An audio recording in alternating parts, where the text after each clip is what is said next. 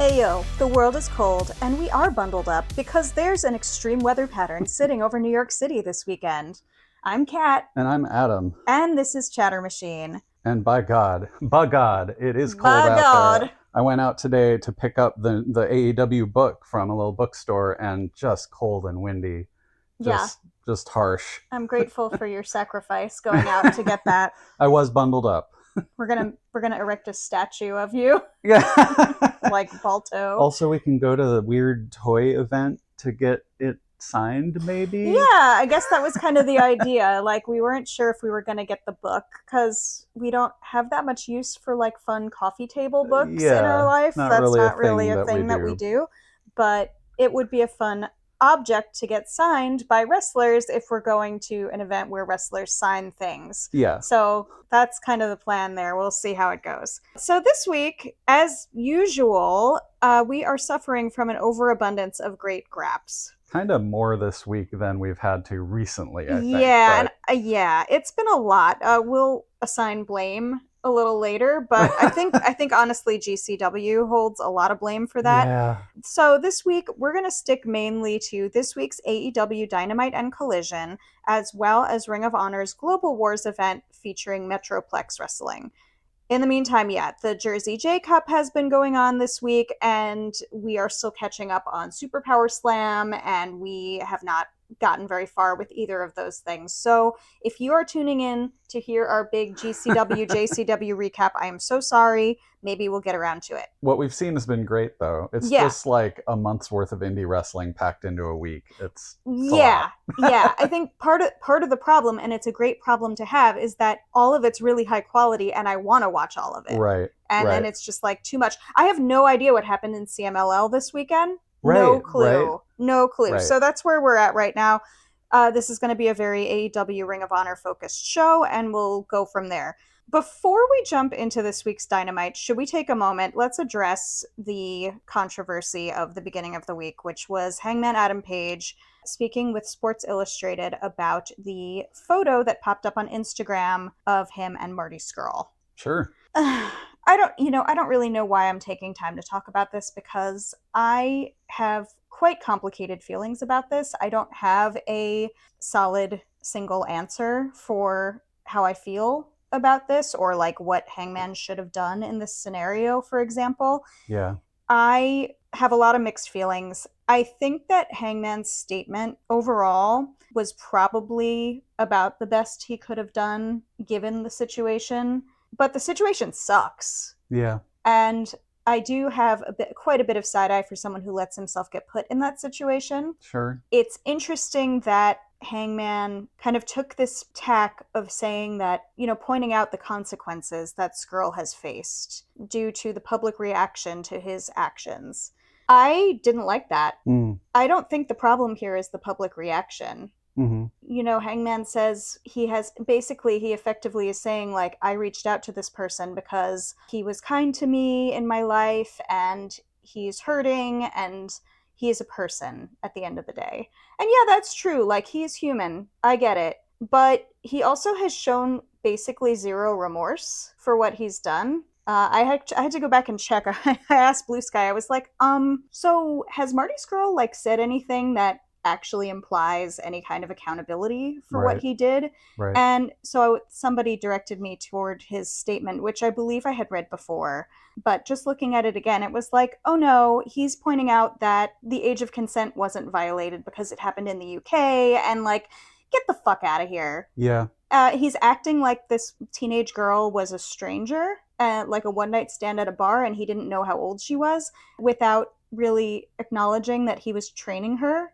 Right. Yeah, it sucks. It's to wrestle. Stupid. It's like, no. And so I think for me, I don't really like it when internet scolding happens on like massive scale, because it always feels like people just get excited to jump in the water like sharks. Yeah.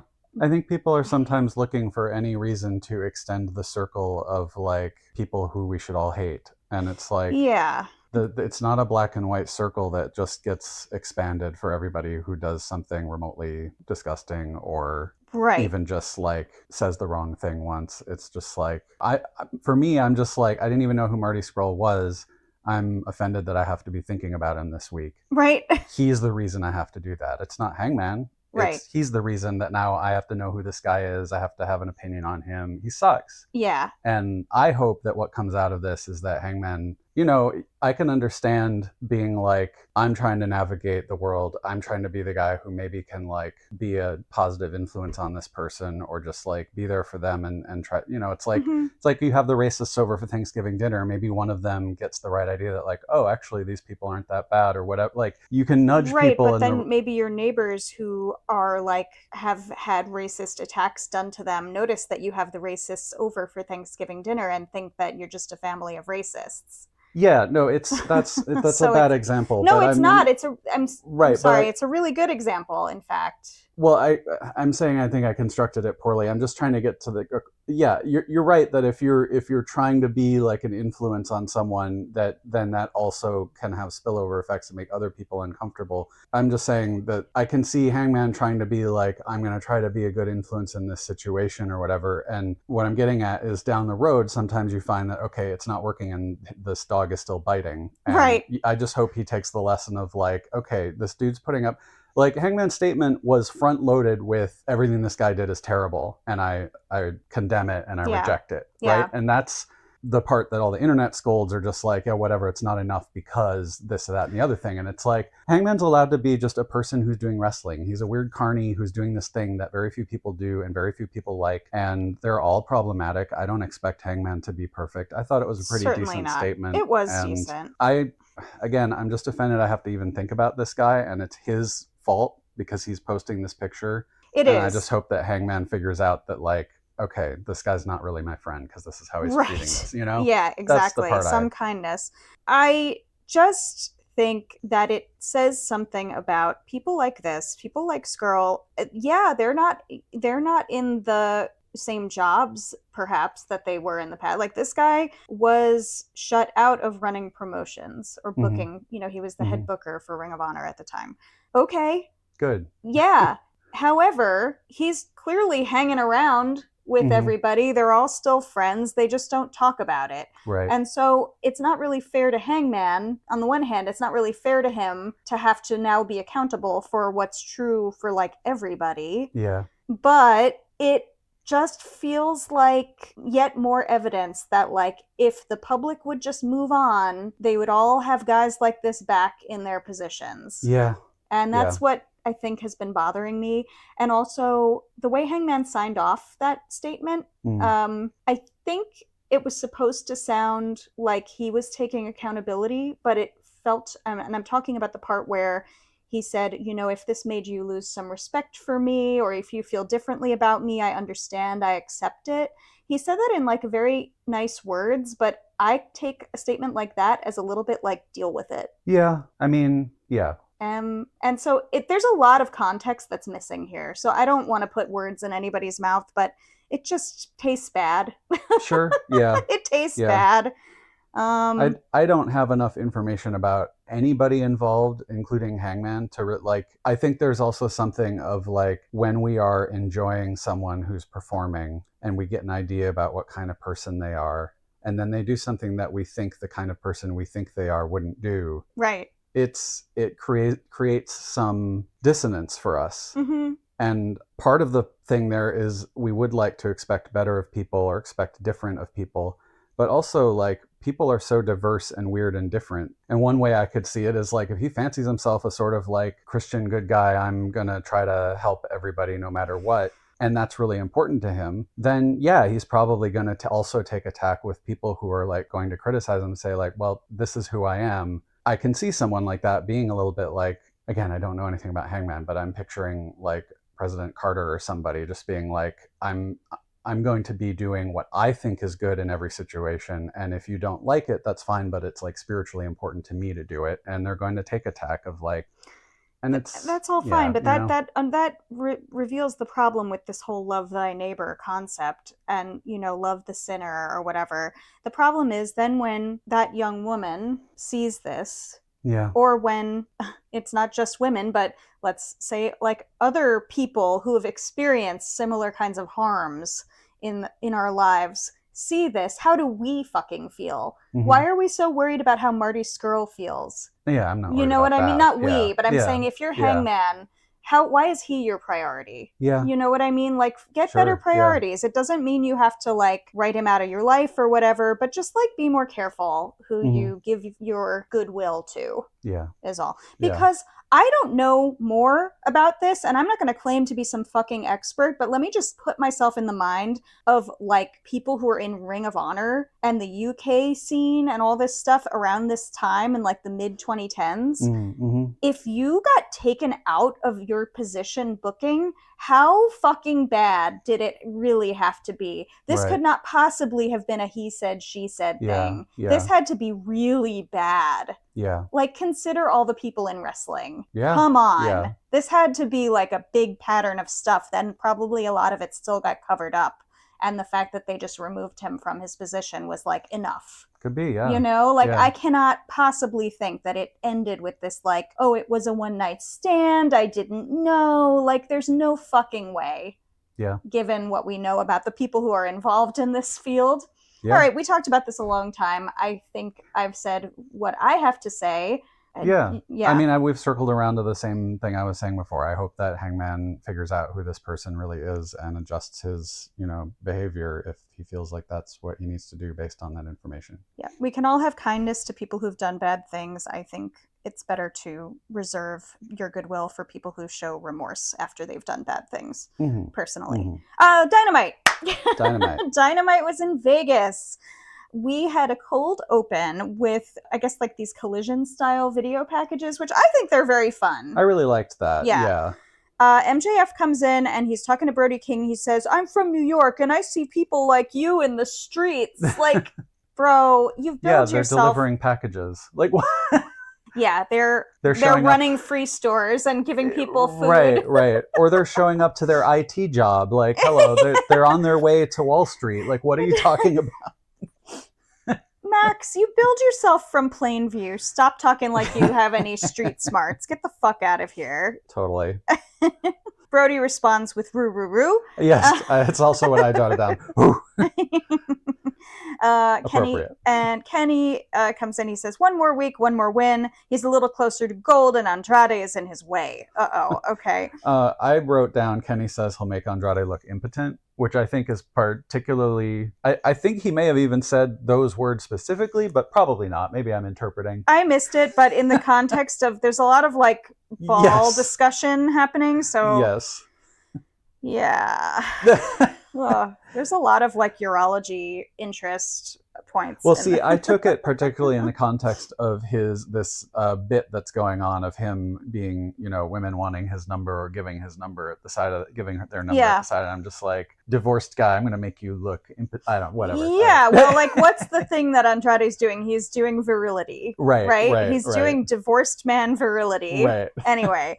And then Don Callis comes in with Lance Archer behind him, and until we're like halfway through the episode, I didn't even figure out that was Lance Archer. I was like, I don't know what my problem is, but when his hair is different and he's like in civilian clothes, I have no idea who he is. Could be anybody. Could be anyone. Who is this guy? Sort of like Lance Archer and Josh Alexander, obviously they have different builds and one has hair and one doesn't, but their faces are quite similar. Yeah. Anyway, Don says Takeshita is ready to take the next step towards becoming the Continental Champ. And then he says, and then Kenny, my little something that was bleeped on Triller, and I have no idea what he called Kenny. Yeah, I couldn't tell on replay either. But just, a nice threat for Kenny. And then we got little promos of Babes of Wrath and Mega Bad talking about their upcoming match and enduring feud. And then we cut to the Pearl Theater at the Palms, I guess, casino. Thank you, Bobka, for joining in. Bobka's got some things to offer. She's reminding me that Megabad said they'll leave a trail of dead bodies, which I just thought was kind of hardcore. That's awesome. I think Bobka would join Megabad. She'd like to leave a trail of dead bodies. This venue looked really cool. Yeah. I think AEW has done a really nice job of seeking out interesting venues for TV that, they're not too big, but they look really interesting. Yeah. And I think, whatever people say about like wanting bigger crowds and wanting, hockey arenas and shit, like this is way cooler. I feel like they're all looking just the right size lately. I mean, I'm not even, when I'm watching, I'm like, is this going to be entertaining? I'm not like, is the crowd size big? Yeah. And I do find some venues a little bit boring when they just look like, oh, well, it's just an arena. Sports. Yeah. Yeah. Like, okay. Yeah. I mean, it's fine also. It's like, well, is the action cool? Is the story? And I think also like the Death Riders coming out first for the first match is a really great way to show off how interesting a venue is, because that's when you're going to see some of the like back alleys of the venue, or like you're going to see the bar that's behind the stage. You're going to see whatever, and it's all going to be lit in red and look cool. So yes, that's how we started. We're showing off how cool the venue is. The Death Riders are coming down the stairs. It's Mox, Pac, and Danny versus the Don Callis family in the form of Takeshita, Josh Alexander, and El Clon, which is a really fun combination. Yeah, both sides, a really fun combo. We started out with some technical graps between Danny and Josh. It felt to me like the planned emphasis and the emphasis they were trying to put on this match was, of course, Mox versus Takeshita, because that's the big story, what's going to happen with the Continental Championship. However, the pairing that was by far the most exciting to me here was El Clon versus Pac. Yeah, that was really fun. Holy shit. I need that in a singles match immediately. Yeah. Immediately. Whatever reasoning you have to gin up, do it, because I'll take like 3, 4, 5 matches of those guys. That was fun. And there were a couple weird, like we talked about El Clon in the Briscoe match, like quote unquote no selling stuff. Right. But this match, there were a couple of weird, I couldn't tell if it was on purpose. Like if the move didn't connect properly, or if it was actually like El Clon not selling stuff, which in either case, I think that's fine. Yeah. Because that's the gimmick. I think it's, you're not going to sell. It's a fun gimmick. I think it's a fun gimmick in small doses. Yeah. Like I wouldn't want him to, be doing a match and just basically like, I am undefeatable and, every move has no effect on me. Because then you're just in like 5-year-old in the sandbox, like, playground, like 8-year-old. Tony Khan would never do that. Yeah. I am unbeatable. You don't know my powers yet, Anyway. Yeah. So we do get Mox and Takeshita squaring off for like a moment before total chaos breaks out. Yep. Eventually, I figured, well, like, oh, is Takeshita going to pin Mox in this? But somebody on Blue Sky was like, no, I think it'll be Danny. I'm like, oh yeah, that makes more sense. Yeah.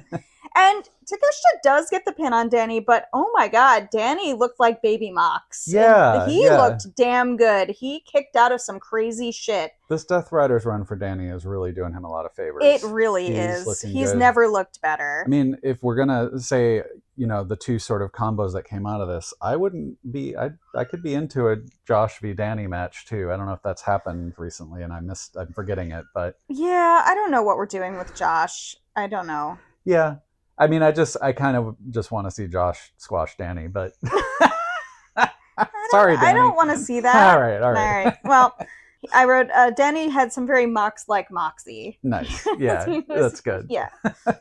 And then, so we're definitely heating up this Mox Takeshita thing, which we will get to because there were some further promos and such about that. Mm-hmm. We cut to Renee Paquette with Swerve and Prince Nana.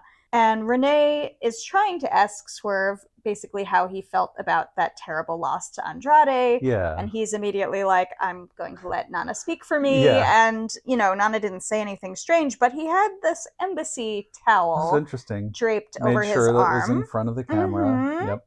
What are we doing?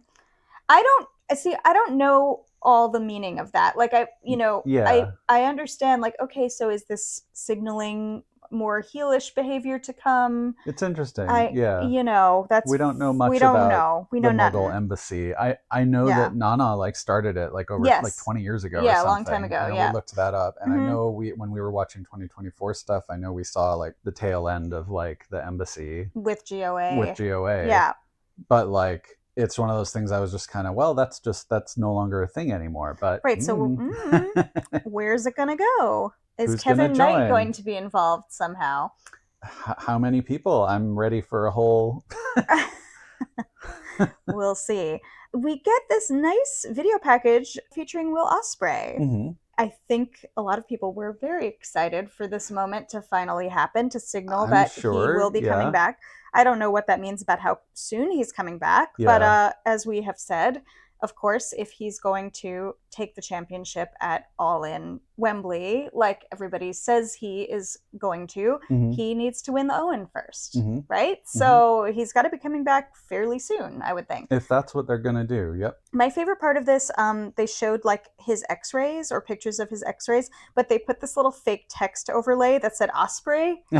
And I was picturing myself being in the OR, like getting ready to do a spine case and pulling up the image to like confirm that we had the right person and the right side of the body and everything, and be like, time out, everyone. Our patient here is Ospreay. It's just like very stupid. That's funny. I love fake medical shit.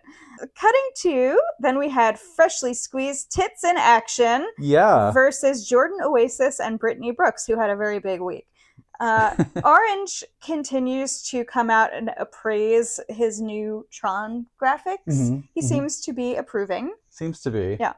It's funny because it's like it was JPEG'd out for so long. Is he just like worried that it's going to be like that again? Like, is he just checking that they're fine? I don't know. But yeah, I think he's kind of like, all right, okay, yeah, all right, it's working now. It's working now, yeah. My last email went through. my zip disk was delivered. Yeah.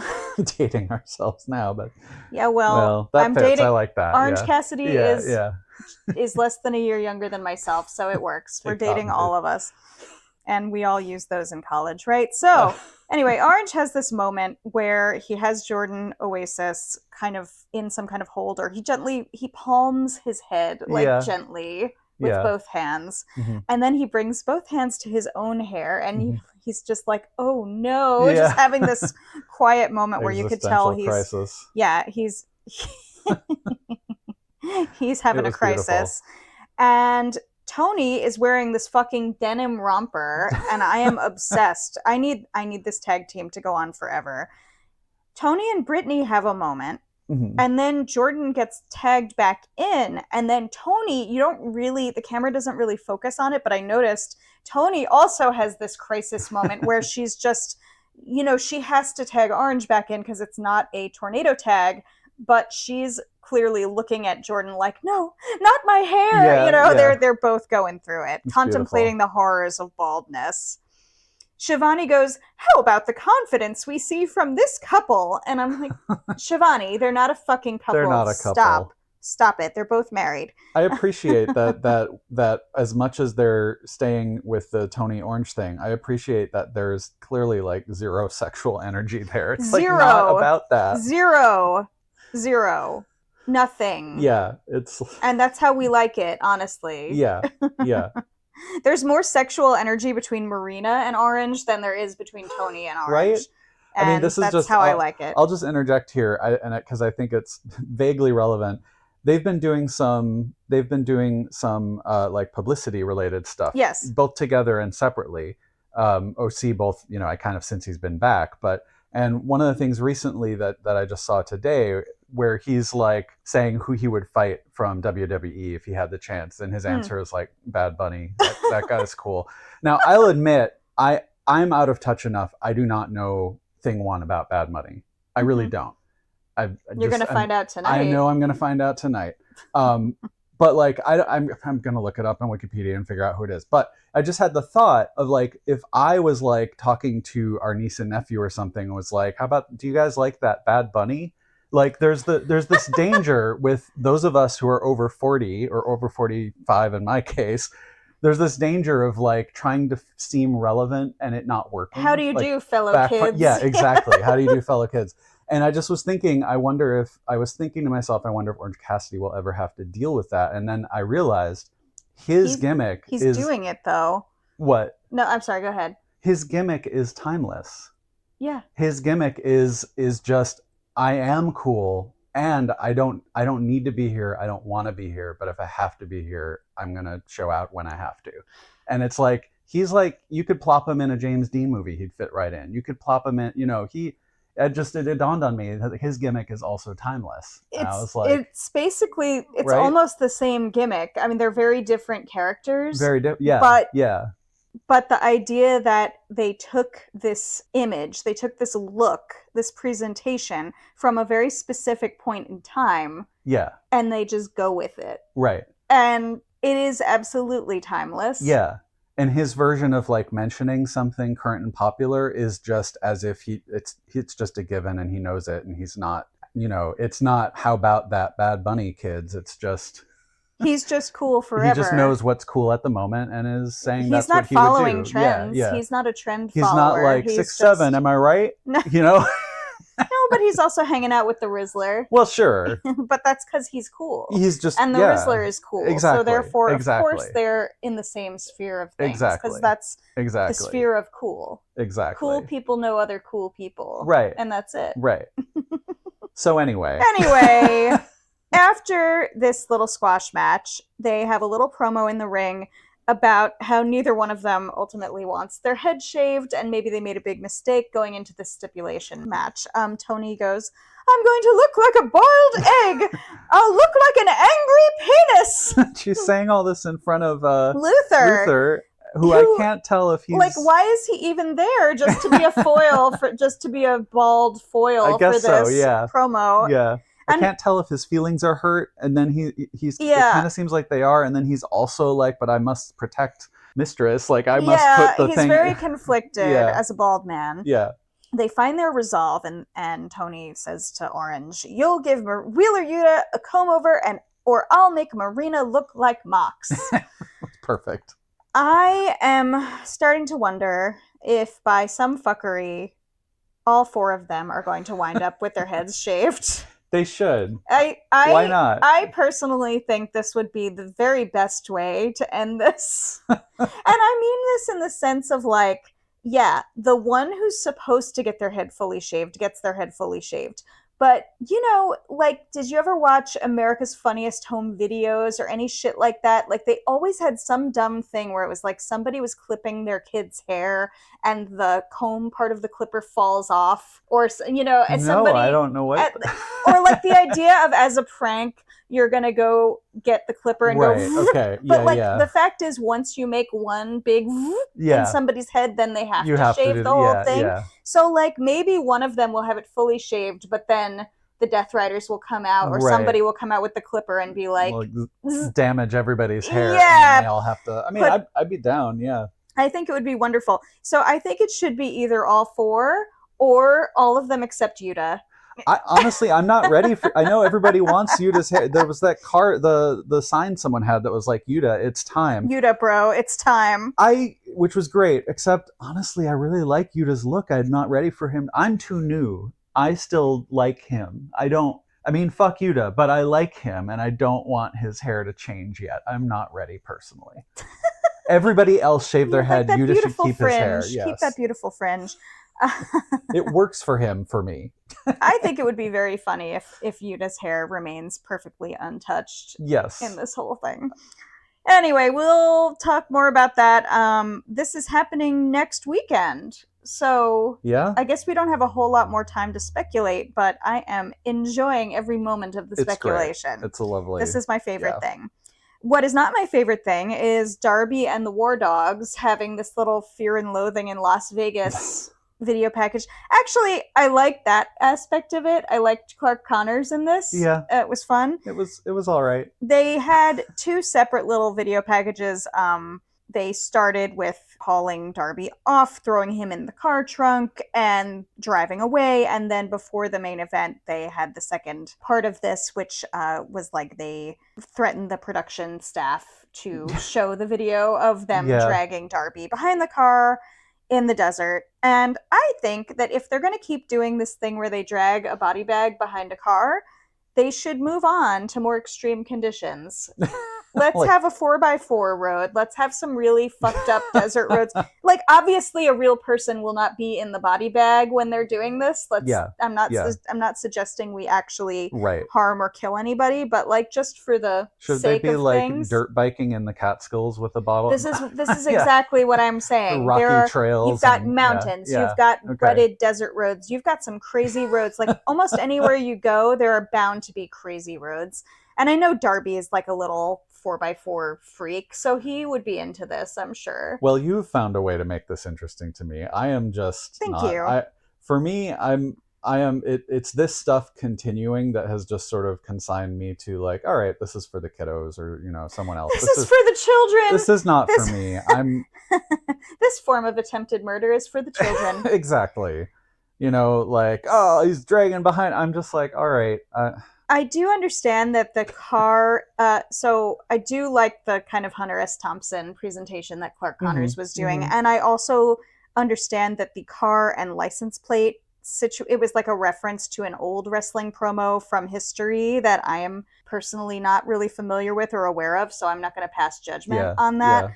I get that they're like threading the needle and trying to do something that's like referencing other things while being relevant to the current storyline. Whatever. I think that's cool. Tie them to a Jeep. Let me see the bag bounce around, you know? Yeah. Give us a real, Let's make it crazy. Yeah, it's fine. I think for a long time I wanted Darby to be something else that he just kind of isn't, and it's just not really for me. But that's fine. I think if you've listened to this the whole way through, you are getting a lot of us like realizing that we used to talk about Darby a lot just amongst ourselves before we started this, and I think we are realizing that he doesn't quite have the potential we thought he did. Sorry, Darby. Everything can change. It's wrestling. Things develop and move on. It's all cool, you know. Yeah. I have liked his matches with Mox, his old stuff that we've seen as well, and I will continue to like some of his matches when they come up. Yep. Anyway, moving on. We have Hangman Adam Page versus Mark Davis. I'm still confused about the stakes of this match. At some point, Shivani said if Hanger wants to go on to Grand Slam, he has to win. So I guess they just stuck Mark Davis into the title scene? I guess without telling us? I guess so. That's fine. I feel like I've heard or seen a couple people posit that maybe it would have been Jake Doyle if he hadn't gotten injured. But it makes about as much sense. Though? So I don't know. I mean, again, like love to Jake Doyle, and I'm sad that he's injured, but like at the same Mark Davis has more history in AEW. It doesn't anyway, it's fine. It's fine. Either way. It makes about as much sense as Andrade hopping in. Well, so it's fine. But the title scene is a little bit all over the place right now. And frankly, I think that's okay. The best part about this is that Mark Davis now has an intro and music. And it's not just Don Callis's fucking head and the brown note. Yeah. Check your pants, kids. Yeah. And Mark Davis looked great. This was a slugfest. Like, this was a great match. Hangman actually hit that moonsault that he's been missing a few times lately. From the crowd, too. Crazy. Like twice, I think. Yeah. And Mark kind of hit what looked sort of like an awful waffle on Hangman. Yeah. Which it didn't look quite... Looked like just a little bit messy, maybe. But yeah, I couldn't tell if it was the same move or if it had like maybe a backbreaker component to it or if it was just landed awkward. But... Either way, love to see it. I have no complaints about this match. I think they both looked great. Yeah. Hangman, after prevailing, he grabs the mic. He says he hopes to see Kenny in the ring at Grand Slam.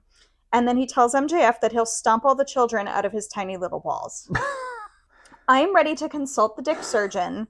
I have a lot of concerns. I don't think that's how this works. They have to have a dick surgeon on retainer at this point. At this point, given the number of threats to potency. Yeah.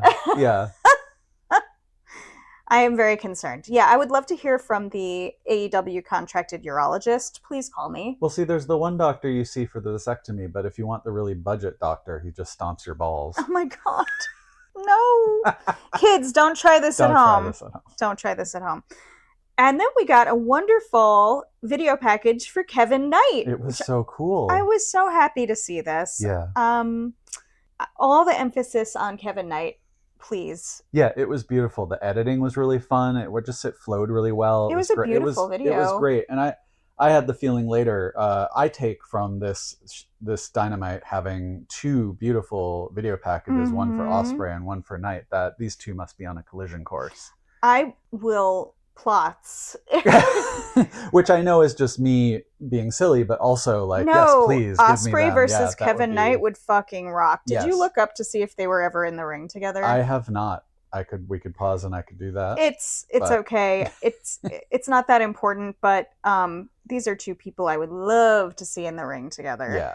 And either way, it doesn't, whether this has to do with Ospreay or not, yes, Kevin Knight to the fucking moon, please. Yes. So I did look it up real quick, and in April 2025, they teamed up against Blake Christian and Lee Johnson on Dynamite, which sounds fun. This would be like right before we started getting into things. Yep, like the month before we really, really jumped in.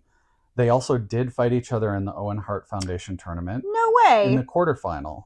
Okay, so that would be why we didn't. I think we basically came in right around Double or Nothing, so I don't think we caught anything that happened in the Owen other than the finals. Yeah, and although we've watched old stuff, we were doing a whole year before, so we hadn't caught up. So, and then they were also in some, looks like a party match shortly after, $400,000 match with Mike Bailey and Crew and Ricochet and Beast Mortos. And anyway, so they've been in the ring together. So probably everyone who's ever possibly listening to this has seen all of these things.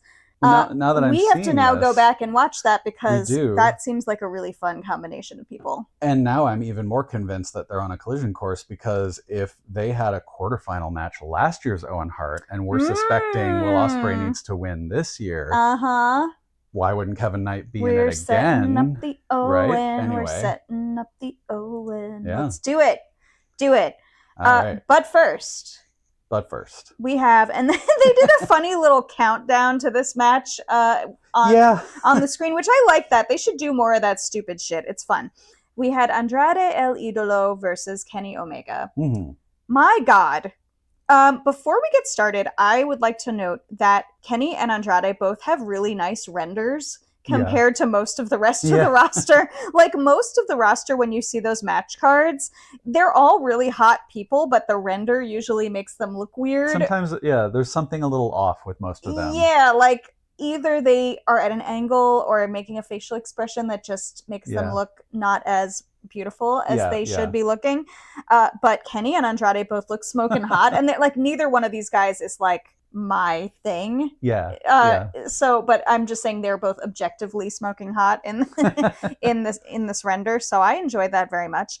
And then at ringside, Andrade comes in, and we have this gaggle of gals at ringside who are basically just presenting their tits and their phones and all all this very normal stuff. I'm not entirely sure how I feel about the concept of planting hot women as part of the gimmick. It's funny.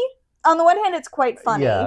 It helps Andrade have this like ridiculous divorced energy, because it's clearly kind of supposed to be funny to me. It's not like, he's just so hot. I don't know. It has the risk of, it's the kind of thing that like your average person or your average dude is just gonna be like, oh, he gets the hot girls or whatever. That's the concern. Whereas for me, I'm like, it's like looks bad for him. To me, he looks pathetic. Correct. So, on the other hand, ultimately it's using women as props. Right. Can we stop doing that? Right. Can we at least show that they have, can we show them having agency in the joke? Right. Right. I don't know. I don't know. Maybe they are. I don't know. Maybe it's run its course. We'll see. We'll see. Aubrey once again gets to be the strip supervisor. Aubrey, girl, good job picking your matches. She's like, after that last one, I'm definitely doing the next one. Don is on commentary, and at one point he says about Andrade, he looks like he should be on the cover of a romance novel riding a horse, which is true. And Don, welcome to the girlies. Yep. Excalibur cannot go a single Kenny Omega match without talking about diverticulitis. I am concerned that Excalibur thinks about Kenny's intestines more than he thinks about his own. Do we need to, at some point, maybe not right now, but I think at some point, maybe on this podcast, we should have a moment to talk about what diverticulitis actually is and how surgical treatment affects it and what this is all about. But I don't really medical have education corner. Yeah, your little PSA. I mean, I absolutely think we should. I also don't think it'll change anything Excalibur's ever gonna. Well, certainly not. It's just another hardest part of the ring. It's just it only has to do with Kenny. You know, that's true. Says it every time. True. It's like an involuntary reflex. He sees Kenny and it's like diverticulitis. I think it's very funny. But I also think it's important for fans to not necessarily think that, you know, diverticulitis is either like a death sentence or like this crazy truly thing debilitating. Or this crazy thing that only happened to Kenny Omega or like, I don't know. Or something that's still affecting him because it shouldn't be. Right. So Don also calls Tony Schiavone a bantam rooster. I don't even know what that means. He won't stop coming at him being annoying or something. Okay. At some point, this is a really fun match. Like, we're just talking about commentary here, but I really enjoyed, at one point, Andrade did I think it was like a moonsault off the corner, but then he backflipped out of the moonsault. Yeah. And Kenny had like helpfully scooched further away to make room for the second part of the move. Right. And then got his knees up. Yeah. So it was just like, you're helping the move happen. You weren't getting out of the way, which is what you would think when you're watching it. Right. But, you know, you're enabling this extra cool move to happen. It was an extra cool move, and it also getting the knees up made it look like I'm thinking 2 steps ahead. I'm thinking 3, you know, I'm still going to do you damage, but I'm going to make you go extra for it. I don't know, it's funny little... Yeah. It was, and it, like, of course this was an extremely high drama match, and this time I did understand the stakes. Yeah. I actually thought for a little bit it was going to be a stalemate. Like, it was wild enough. I was like, are we going Could there be a 3-way? Yeah. That would be interesting. I'm glad they didn't do that this time. I just too many like 3-way, 4-way kind of fuck finishes, like you know. But this was a fuck finish. It was, yeah. Don sneaks Andrade, the famous yellow screwdriver. Don then distracts Aubrey. At which point I'll say I'm groaning. I'm like, oh, not this. Not this. We're all going, no. Didn't expect Swerve to run in. Right. Swerve wrestles the screwdriver out of Andrade's hands. Kenny is not seeing any of this. He doesn't realize Swerve came in to help him. Kenny gets Andrade up for the one-winged angel, but Aubrey's back is still turned. Andrade gets the low blow instead. Yeah. And then by the time Aubrey turns around, he's got him in the DM for the pin. Yep. It's one of the only times I've heard commentary go, not like this, and then the pinfall actually completes. Right. Like, it's really rare, yeah, in my experience, that they'll say something like that, and then it actually goes to the 3 count. And I was just like, holy shit. Yeah. My God. So we have Andrade versus Hanger at Grand Slam. Yeah, it was surprising. And I really, I mean, I was groaning at the thought that, it's just gonna be another fucky Don screwdriver finish. But I like that. I feel like every time the screwdriver comes out, they do try to do something a little different with it. And I appreciated the sort of twist here. Yeah. I appreciate that he didn't just like stab Kenny to death right in the diverticulitis. And, you know. Yeah. And that like Kenny now is distrusting of Swerve and already kind of was. And they swerved me good. I think everyone who watched that New Year's Eve Dynamite and those promos and then thought, well, these 4 are the guys. Right. It was kind of like, okay, Joe's going to leave. They're just going to swap in Kenny. Right. And I appreciate that that's not what's happening. I don't like it when we're just telegraphing what's going to happen way, way ahead of time. Right. And I will say early on, I think we were talking about the idea that Hangman and Swerve are not going to be winning because they're too up in their own shit. They're too distracted. Correct. I still think that's true. I think that's kind of what's going on. I don't think it's playing out exactly as I imagined in my head, but I think that's right. I thought Kenny would take it. Right. And I still do think Kenny will take it. I mean, I think he will eventually, but I mean, at this point, fuck it. Like, let's have it be Andrade versus Brody King at Revolution. Absolutely. Like, LA would go nuts for that. Yeah. Right? Yeah. It would be amazing. Like, fuck it. Yeah. Let's do something crazy. Yeah. But so regarding Kenny and Swerve, it seems like we're building to Kenny versus Swerve in some respect, which it's exciting, but I also hope that they are not going to wait too long to pull the trigger on either of these guys getting a title run. Yeah. Especially Kenny. Yeah. Let's be real, like strike while the iron's hot, which is why I think it should be Andrade versus Brody, but this also keeps Kenny versus Andrade like a very hot feud. So I could see that being a potential title match down the line, like not too far down the line, maybe at Dynasty. Yeah. Many have predicted that's where Kenny could win the title because Canada. Yeah. I'm into that. Yeah. I'm ready to. It's messy. Okay, it's messy. I'm not gonna, I look forward to listening to Trish and Sarah rip apart why it's terrible, like why this booking sucks. Because Sure. I like when people who actually know what they're talking about do this like kind of brutal analysis that makes me go, oh, okay, that makes sense. I get why you feel that way, or like that might be the rational response. Yeah. I'm letting it be messy. I think this is interesting. I like it. I mean, I think there's the title scene has felt starved, and I think people have talked about that. And part of that's because of like people like Ospreay being out and whatever.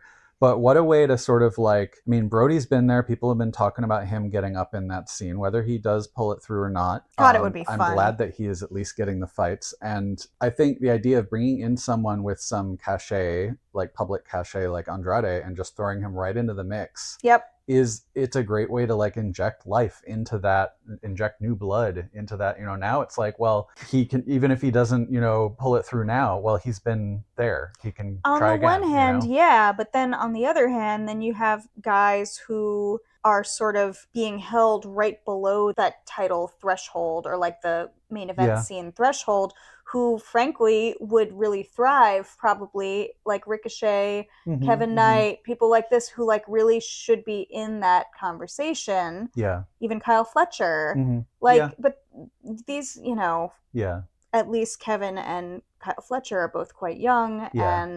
But that's true. It's a little hard to see someone just show up and get flung to the top but at the same time I think you need a mix. It can't just be you've done your time here, or it's like a meritocracy. There should be some fucky stuff happening in there. I think it's more interesting that way. I think if you're going to do a wild card, we're screwing stuff up, it helps for one of the people involved to be sort of a new blood, but not someone who's fully someone like Andrade. I don't know, just it's sort of working for me as a whoa, we didn't expect that, kind of a thing. Yeah, no, it's certainly interesting. I am waiting for things to unfold and before I pass judgment. We had a tag team eliminator match in the women's division. Really enjoyed Mega Bad versus Babes of Wrath. Megan is both a beast and a missile. Yeah. Oh my god. She did this Hurricane Rana on Willow, followed by a Tope Suicida that just looked like I would run away so hard. Yeah. It was amazing. Really Penelope looked great. Excalibur had said on commentary that she was in a position previously of potentially needing surgery for this elbow injury, and luckily it wasn't that bad. And a few seconds after he says that, she's doing fucking handspring diagonally across the ring. Stuff. Yeah. Really enjoyed this match. I'm ready to get the belts on the bad girls, personally. I'm ready. I had a real feeling during this match of I hope that Penelope can stay not injured. Yeah. But I feel like I like Megan Bayne, and I feel like the whole time we've been watching, it's felt like, why don't they do more with her? And I almost feel like, I think they were kind of new hires not long before we started watching. Yeah, right? Megan was class of 2025 as well. And I got the feeling during this match of oh, maybe they were hired with this sort of tag team plan stuff in mind, but it kept having to be put off for various reasons. But I'm ready for Megan and Penelope to just start being a force of nature in the tag team. Yeah, I don't actually know if Penelope came in at the same time or not, but it doesn't really matter. Your point in terms of a hiring and a pairing and all of that. But just I've been, Megan is astonishing when you see her in indie matches and other places, and it's sort of why aren't they making good use of her? And I'm just sort of hopeful that this is now going to be Yeah, it's time. Yeah. It's time. Yeah. Let's go. I've gotten really used to challengers always losing the eliminator matches. Yeah, especially right? like in the past few weeks and months. And Ring frankly, of Honor's famous for that. Frankly, it's always a little bit like, come on, man. Yeah, like, yeah. Why can't anybody earn a title shot ever? You know? Right. I'm glad this match went against that and instead ratcheted the tension up a bit. I love Willow and Harley. I love them as champs, but I think they have done certainly what they needed to do at the moment with these belts, and I fucking love, and they don't need to be elevated more at the moment. I don't want them to just be like forgotten about, of course, but they're going to stay over. Yeah. And I'm ready for Mega Man. Willow's going to betray Harley and then... Stop. Can anyone just be a fucking baby face, internet community? Come on. All right. Speaking of weird baby faces, then we get a Ciampa promo. Oh, so I was pronouncing it Ciampa. Last week on AEW, the commentary was divided as to whether they were saying Ciampa or Ciampa, but now it sounds like they've all unified saying Ciampa. So I guess I will also say Ciampa. Ciampa, because he's a champion. Because he's a Ciampa. He had a little backstage promo with the belt saying, come one, come all challengers for Collision. We'll do a TNT defense. And then he's smooching the belt and calling it Sylvie. And he's just here walking the line of like, I am a psychopath and I am a babyface. Yeah. Which is very strange. I mean, he gets AEW. Like, there you go. That's he's a certified boy kisser, and I love it. He's following the Mox playbook. Kind of. I don't know. I mean, it's his own version. I'm just saying, I'm a psychopath and I'm a babyface. I don't know, you know? Yeah, there's a lot of that going around right now, and I like it. Sort of. My tentative opinion is that I like it. Yes. We move on to the national championship. Jack Perry versus Ricochet. Jack Perry's got these real cute little side braids, and I always am here complimenting people's side braids. It's something I notice. Well, they're cool. I like that every time these two guys are together, somebody has to get decked behind the announce desk. Yeah. I don't quite get what we're doing with this match. It was a good match. It was balanced. I thought for a moment that it was going to go without fuckery and shenanigans, but then of course Gates of Agony come out. They when Rick Knox isn't looking, they put I think it was Toa puts Ricochet's hand on the rope to force the break. Then the Bucks come out to remove the Gates of Agony, but the distraction continues to the point where Ricochet gets the belt onto the turnbuckle and then smashes Jack's face onto it and then gets the pin when Rick Knox manages to look back. This episode of Dynamite was so interference heavy. Yeah. And they often are, but this one was just like, my God, can we have... I didn't really think about it while watching, but as we're going through it, I'm like, yeah, that's interesting. A lot of fuckery. So much ref distraction. Ricochet keeps the title, which is fine. The Bucks are then set up for their match against the Gates of Agony at Collision. I continue to not quite understand what we're doing with Jack Perry and why are we having this match over and over again. Yeah. Is it like the third time we've had it or something? I think so. So I'm not really sure what we're doing. I mean, they're great together, but there's an upper limit where you're like, okay, well, I've seen this. So what is Jack going to do next? Yeah. And so then at this point, skipping over the rest of this War Dogs promo situation, which we already talked about, we come to our main event, which was the MJF versus Brody King title eliminator match. Boy, this was a bit of fun.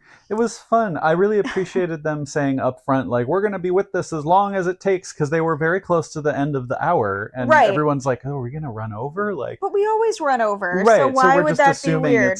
It wasn't, but yeah, I like that they... But it could theoretically go up to I don't know if the eliminator could also go up to 60 minutes, but it was like, theoretically, it could really go over. I just liked them selling the idea of like, all right, buckle in. Given what happened. And so they get in the ring, and there's this precious moment where I turn to you on the sofa and I go, oh my God, are they chanting fuck ice? Yeah. And then we watched everyone from the talent to Bryce Remsburg and commentary and production to just let it breathe. And let everyone chant fuck ice, and it was such a beautiful moment.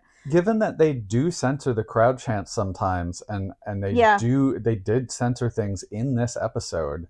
Yep. I appreciated that they didn't censor this. Right? That was a choice. It was a choice. And it was a beautiful choice. Yeah. MJF's face that has now been memed and green screened and all of this. This all broke containment really fast. Seeing all of this on Newsweek was pretty crazy. But I loved MJF's face. I think that was probably about the best face he could have had in this situation. Perfect. It was perfect. It was like, I took it as very much being like, well, what they're saying, but he can't, like, with the knowledge that he can't do more with his face lest he fully break character. It definitely was not a face of disapproval. It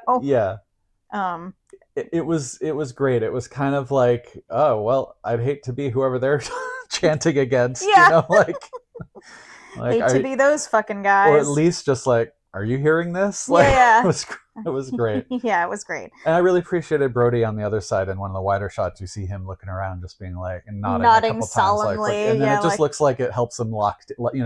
For storytelling, it just looks like he's like, I'm locked in even more now. And so the bell rings, and before they touch each other, we then get Hangman's theme. And suddenly MJF is pissed off. Of course, like, Hangman's interrupting his title eliminator match. Well, and I'm immediately kind of pissed off because I'm like, well, no, I'm looking forward to this match. Same. I was just like, what the fuck, you know? And so suddenly MJF's out at the apron talking shit. Fun choice. And then we all know what happens. You had mentioned MJF looking like he was scared of Hangman. Right. And I think it telegraphs that, at least. I mean, this is the thing of, like, the idea that, like, well, he's never beaten Hangman. Right. Which I don't even know if that's true or not. It's not like I looked it up, but I've heard people say that. And at least the story they've been telling since matches this summer has been that he hasn't been able to beat Hangman. Yeah. And the idea that, like, he's avoiding fighting Hangman even as he's talking a big story, it kind of makes sense. Like, well, get out of here. I don't, Yeah. I mean, I think the recurring theme here is that MJF loves to talk shit, but deep down, he's terrified of a lot of people and things and concepts. Right? So what a moment. Of course, you see Brody sneaking up behind him. Beautiful. Gets him in a sleeper hold. MJF goes full comedy dead weight and ragdolls, moment of struggling, and then dead ragdolls bounces off the apron onto the floor. Brody gets down there, and in the process of throwing him back in the ring, he gives him a huge wedgie. He did. And the camera mercifully pans away for a moment to allow MJF to discreetly pick his wedgie, like off camera. Yeah. Grateful for that, but he's there in the corner. Of course, Brody gets the cannonball, Gonzo bomb, it's over. Yeah. In the moment, I was so shocked I kind of didn't like it. I didn't like it either. I was mad. Yeah. The first time we watched it through, I thought Brody was going to win this eliminator.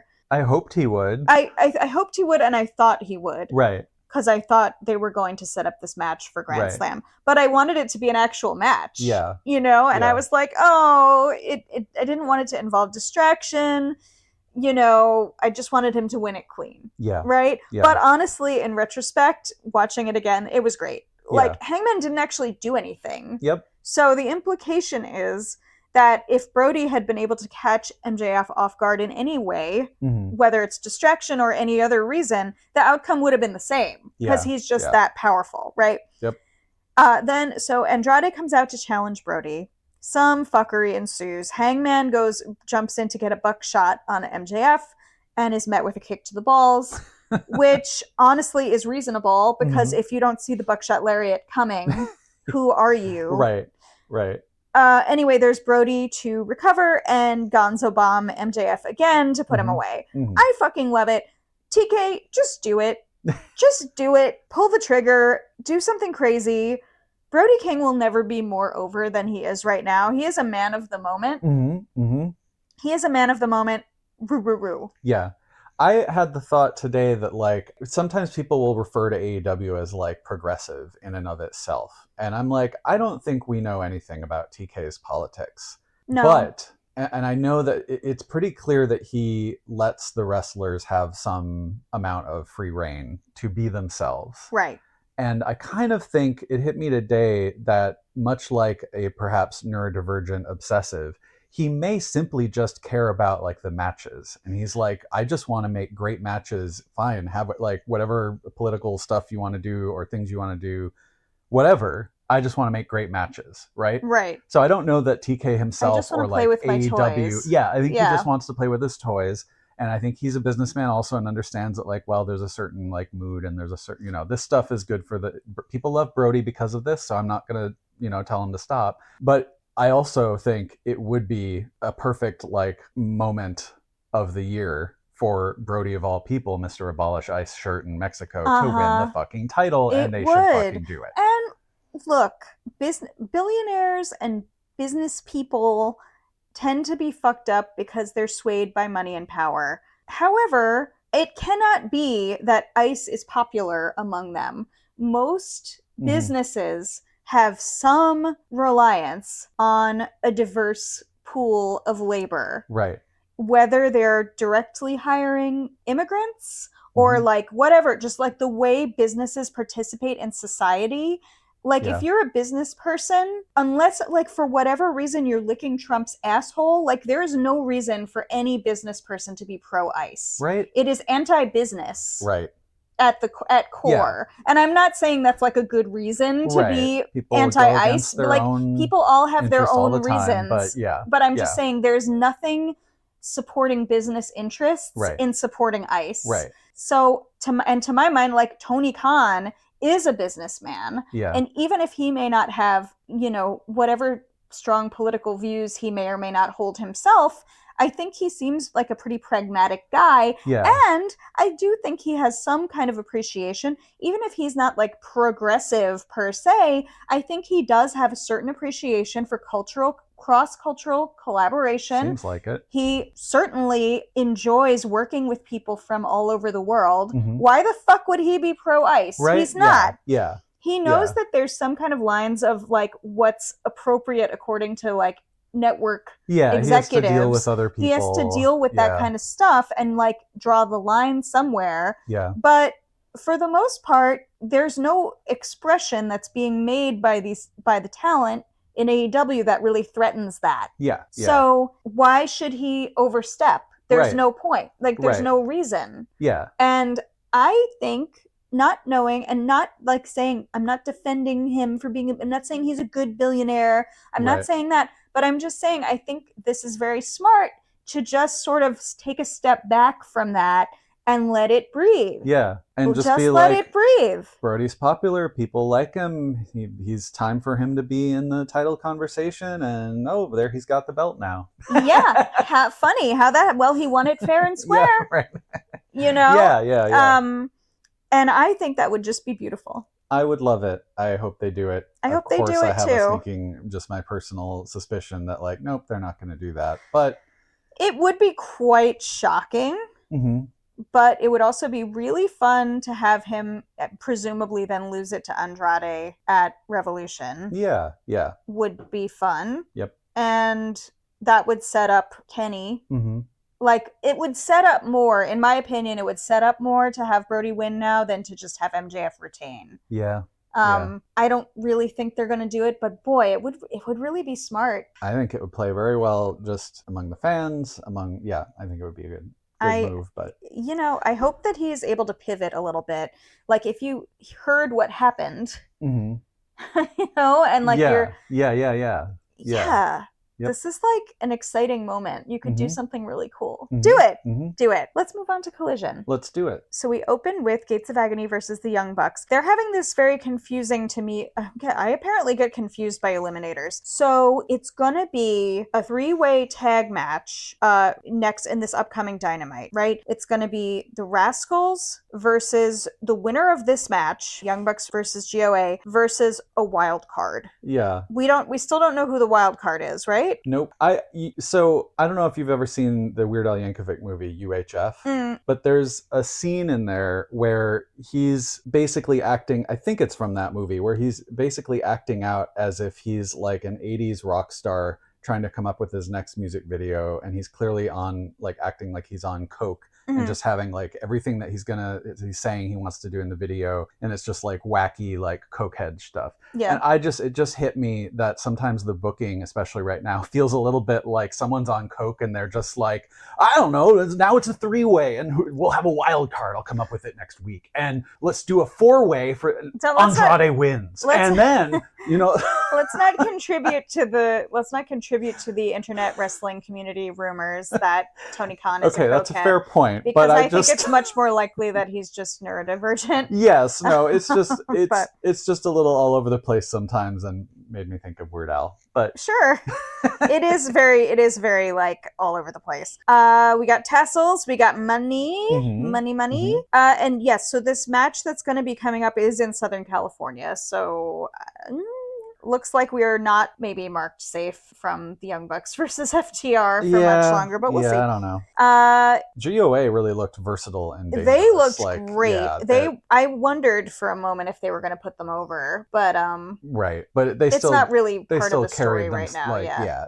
Toa got this senton on the apron that looked like it crushed ribs. Yeah. And then he just sat there and cheesed at the camera, and I love the Gates of Agony. They're great. There was an assisted tombstone at the end that was, I guess that was the finisher for the Bucks. That was just nuts. And then immediately after, we get this backstage promo from FTR and Stoke. Very funny. Stoke is accusing the Young Bucks of wanting to relive the good old days. Yeah. While Cash is now making this dismissive gesture, like move out of the old into the new, as if like FTR isn't also reliving the good old days. Yeah, there is that. It's like, who's doing what now? I thought it was pretty FTR. I feel like they don't tend to, there are certain I don't know, I can't think of the right word, but there are certain acts, duos, trios, whatever, who sort of seem just isolated, like they don't concern themselves with a lot of other stuff going on. Like it's not like FTR is picking fights with Don Callis, or the Death Riders per se. They've been sort of sitting back. They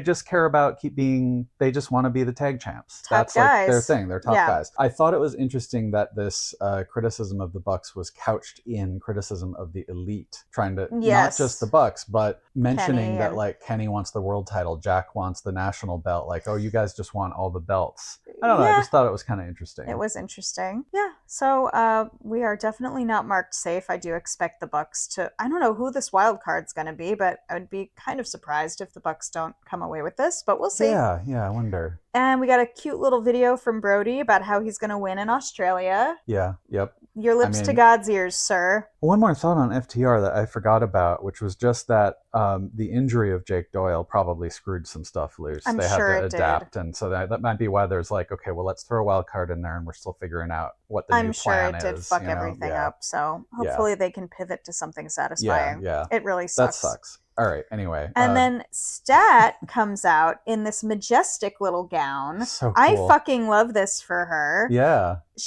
Her gown is like sequined and bejeweled, and it has these little mirror bits that look like you could stab somebody with it. She comes out, she's about to announce what the stip is going to be for her match with Thekla. I think Renee was in the middle of talking. Well, Renee was there. Yeah. Renee was there, but she was introducing and saying Stat was going to announce the stip. And then, surprise, the camera shows us that Thekla is there in the other corner in her spider pose. That was very effective. Oh, yeah. Wearing these fucking leather leggings. And suddenly Renee sees her and she goes, oh, go! Yeah. And gets out of the way. And so Thekla, of course, spears Stat and then whips her a bunch with her belt. Yeah, the Sisters of Sin are there holding Stat down. They're holding Stat down, and Thekla is just whipping her, and went on a little more than I'm taken aback that this is happening on national television. Right. Because it is extremely kinky and looks very painful. And Stat then peels herself off the mat. The Triangle of Madness at this point are up the ramp. Yeah, they've had their fill of beating the shit out of Stat. She peels herself off the mat. She gets on the mic. She refers to herself as Straplander, and I'm screaming. And then she announces that the stip will be a strap match. Mm-hmm. And the way she announced this was like, well, if it wasn't going to be before, it is now. Like, it felt like it was sort of it was fun. A spontaneous decision. Right. And I had to be like, wait, what's a strap match? Is this my mind mind is coming up with all kinds of things that I don't think it really is. Straight out of Tumblr onto your TV screens. Right. And so thankfully, thank you, Blue Sky Friends, for explaining to me what a strap match is. Sort of like a dog collar match in that the two wrestlers are linked together by, I guess, a long leather strap. Okay. I still can't quite picture what this is going to look like, but I'm very intrigued, let's just say. Yeah. I am also really not ready for Stat to lose this belt. No. I am also not ready for this feud with Thekla to be dropped. No. So I'm hoping that if, like, Stat looked amazing. She looked so champly. Yeah. Like, I don't want her to lose it, but I also don't have a problem with Thekla eventually beating her. Yeah. But then it's like, okay, at what point are you like, we're going to run it back for the 4th, 5th time? You know, like, it gets tricky. Yeah. I just hope they book it in a way that's, like, satisfying. Yeah. I think interesting stips are a way to stretch that stuff out a little bit, and that's I'm hoping that's sort of what they're doing, and then you can have her lose again and back off, and then come back later. I think, who knows? Maybe they'll just decide it's time to swap it, but I feel like Thekla should have to fight for it a little bit more. I think so too. Thekla seems very tenacious, though. Yes. So it doesn't seem like she'll be like, oh, well, I guess I'm not the champ. Well, the women's division also has some talent that we haven't, I feel like there's talent we haven't seen in a little bit. Yeah. And there's room to, like, distract Thekla with other challenges, perhaps. I don't know. I think there's time to but I wanted to say, I think Stat's really hitting her stride now. I think it took her a little while to find her sort of footing as a champ. Not like a long time, just I feel like the first a little bit. And I think leaning into not just sort of being a little silly, but leaning into, like, the strap daddy and Stat daddy and that kind of strap lander. These things on television, but I think just love it. Adopt it and lean into it, because it's what the fans like, and it is, it helps. Yeah. It helps that whole situation. Hell yeah. Yeah. Horsecock. Horsecock. It was in that geography. Well, that's just Speedball making shit up. But also, nobody told Speedball to say horsecock. That's true. I love the energy. Yes. All of this energy, please. It's all very, you got to get the fans what they want energy, and that lesson persists because it is correct. Yes. We cut then to backstage. Kyle, I think it was with Lexi, talking about the TNT Championship and how he feels that Roddy and Claudio kind of jumped the line in terms of challenging Ciampa. Okada walks in and he says something like he believes in Kyle, unlike Takeshita. Yeah, or that he cares about Kyle more than Takeshita. And, like, supports him in his, attempt to get the TNT belt. And then he goes, Protokada! Like, absolute troll behavior. It was very cute. It was cute and evil. It's really unclear to me whether Kyle is falling for any of this. Yeah, he seemed sort of like, it's not sure if he's receptive or humoring Okada, or receptive but aware that, like, maybe I'm my other friend. I do care about him. Yeah. We got a nice little match between Knight and Scorpio Sky, which I wasn't expecting. A lot of nice trash talking, which I also wasn't quite expecting. Speedy was there in support, but no Hangman, because we can't have he doesn't care about his friends. We can't have the faces support other members of their face team. I mean, I gotta say at this point, there's kind of like when people complain about, like, or not even complain, but just criticize the idea that, like, the faces can't seem to get it together when the heels are interfering or ganging up on them and whatever. Which is partly what was so satisfying at All In, with a couple of the faces actually, like, helping out for Hangman to win, right? That's that led to the culminating feeling that everyone was that was the catharsis. Right. But at this point, it almost feels like a deliberate character note that Hangman, to some degree, kind of just uses people without thinking about it. Like, well, of course you're going to help me, but he doesn't show up for his friends, and he doesn't ask for help when it's going to be particularly difficult. Yeah. Anyway. I can't identify with any of that. Well, yeah, there's that too. But yeah, I do think there's something about him being sort of the loner when, or thinking of himself that way, when it's like, well, actually, we all rallied behind you, and you have the trios belts, right? So get your fucking head out of your ass. I mean, character. There's something about the idea of cowboy shit that is kind of like, yeah, exactly. Maybe a cowboy should go to the therapist. You know, maybe a cowboy should get a friend. Maybe a cowboy should hang out with other cowboys. Yeah. Sometimes they grow exceedingly fond of each other. Then we get this fucking Hook promo. Why? Wet fart heard throughout the world. We get a little announcement early in the match that there's going to be, we're going to hear from Hook. And I was just like, no. Nobody wants to hear from Hook. Nobody needs that. I thought that's what he was going to say. He was like, all right, he like opened up with something like, oh, where, you know, I hear what you're all saying or whatever. And it's like, no, apparently he thinks you don't. Yeah. Anyway. And he just announces that now he has to be the boss of the ops because Joe is quote unquote injured. I don't know why Shibata would want Hook to be the boss of the ops, but I don't expect them to mention someone who has departed for the other company, but it is funny to be like... It was kind of funny. He didn't even mention Shibata, did he? He's just like, Joe's gone, so I'm the leader of the ops now. And it's like, leader of what? Right? He could have been like, Joe's injured and Hobbs died. Right? Like, not that I want them to say that, but like he just didn't mention him at all. And it's like, well, I guess the ops are a mess because Joe's gone. And it's like, well, that's not all that happened. But also, like, what are the ops even? Right? What? Just dissolve them. Like, are you leading the dojo of random wrestlers that show up? That they made up for the one event? Like, they made up on the day of Full Gear? Take a little time off and come back and just do something different. You don't even need to... The ops are so over, baby. Anyway. Or just go work the indies. Anyway. Just go work the indies.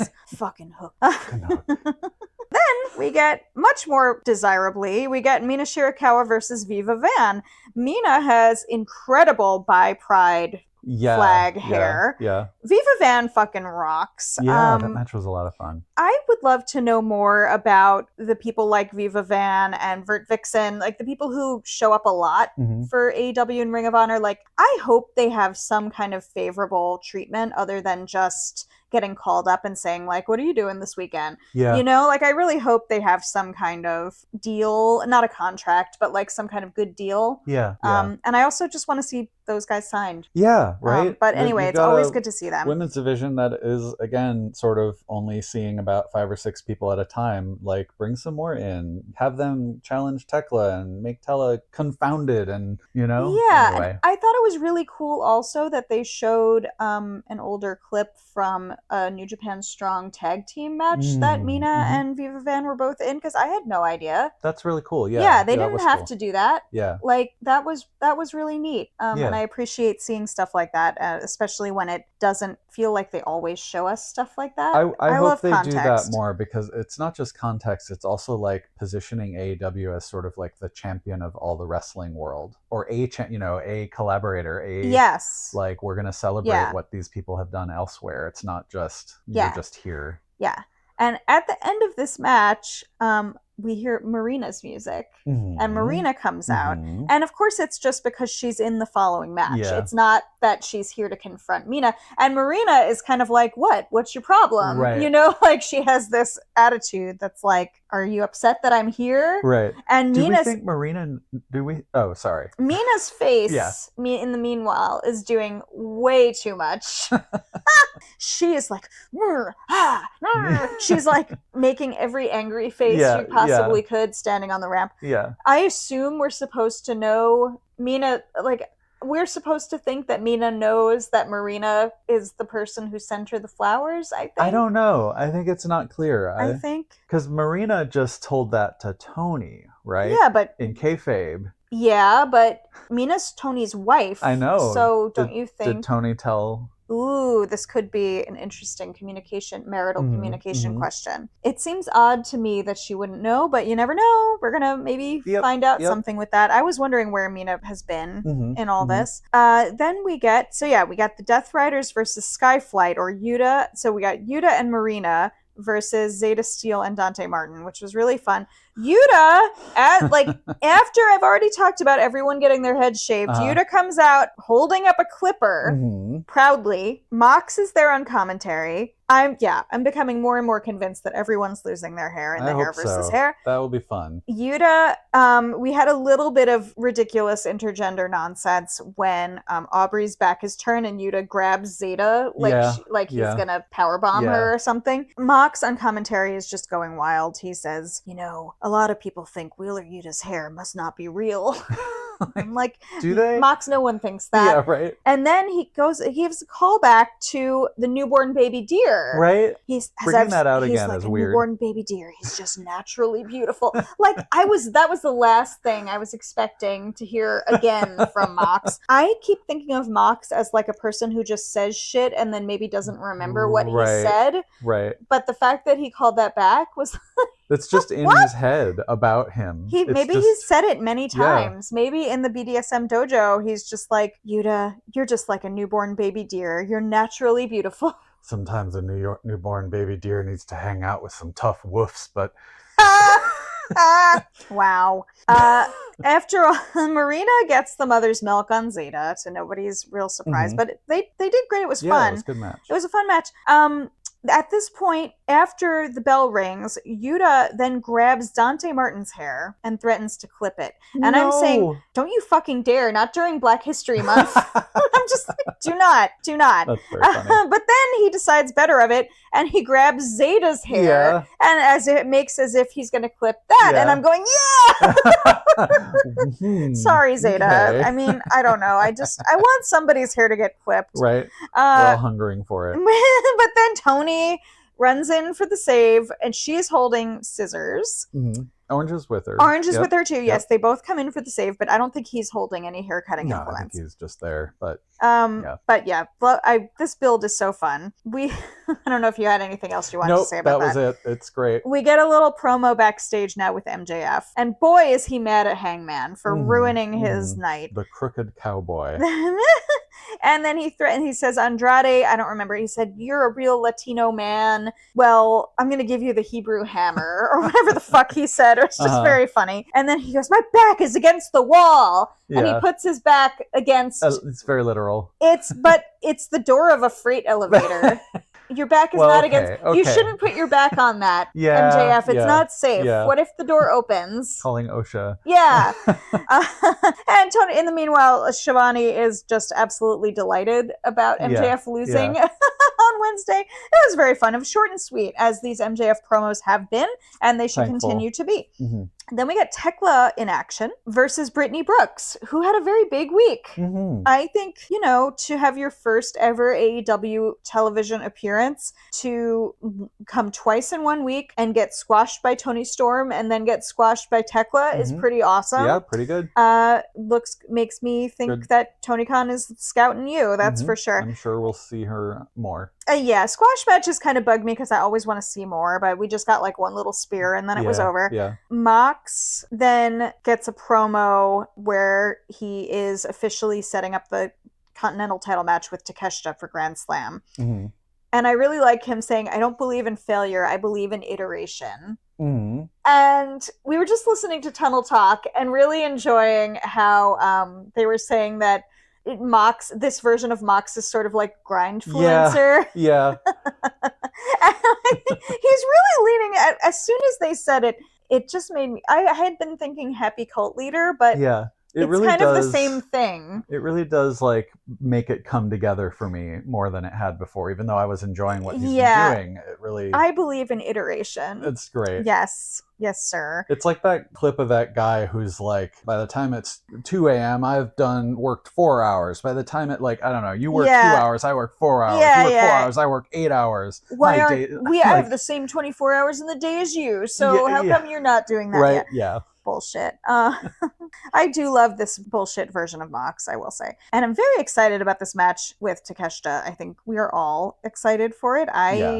It's going to be really good to run that back in the context of him having won the C2 and all of that. Yeah, I mean, Takeshita was undefeated. So, until, of course, he got fucked by Okada. Right. So, what does it mean? I would love to see Takeshita take the belt. Yeah. I don't know if they're going to do that. Probably not, unfortunately, but I would love to see it. And then what would it mean for Mox and the Death Rider? Well, what would it mean? At this point, I don't claim to know anything about what anything means with the Death Riders. Let's move on to we have a parking lot fight. Yep. It's basically like the roof of a parking garage fight. It kicks off with Eddie Kingston hurling a garbage can full of kendo sticks and other shit. Big Bill throws a brick at the car window. Like, it's a mess. I don't need to, like, this is just a outside hardcore match, right? It was really fun. I liked the fact that we've seen some of the old parking garage, like the best friends, friends matches, and it had that vibe. It was fun. Well, I missed them though. Yeah, and I liked the Rascals doing the thing where they got in the limo and then like.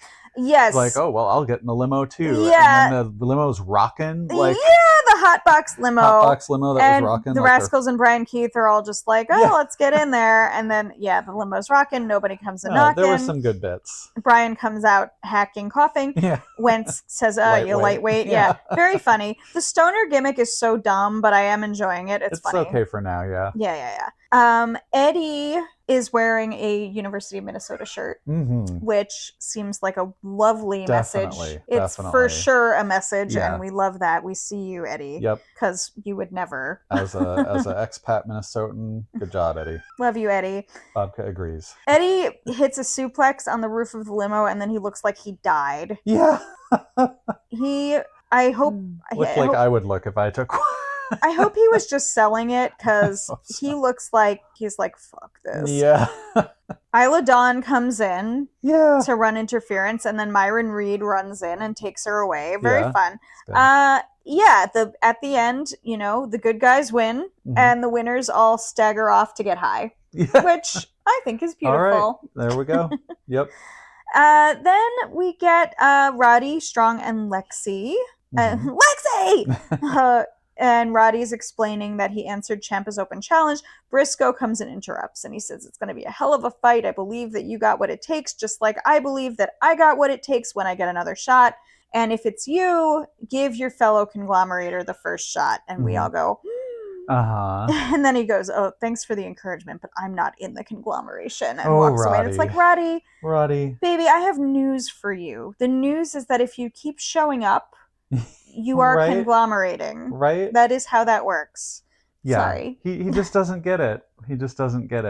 I mean, I think we all deserve the agency to say no to groups that want us that we don't want to be a part of, but then he should stop showing up. Right. It's not like you have to sign up. You just have to be in the general vicinity often enough. So this leads us to the TNT Championship 3-way, and Claudio Castagnoli comes out wearing a fucking Death Rider's lucha mask. So cool. So cool.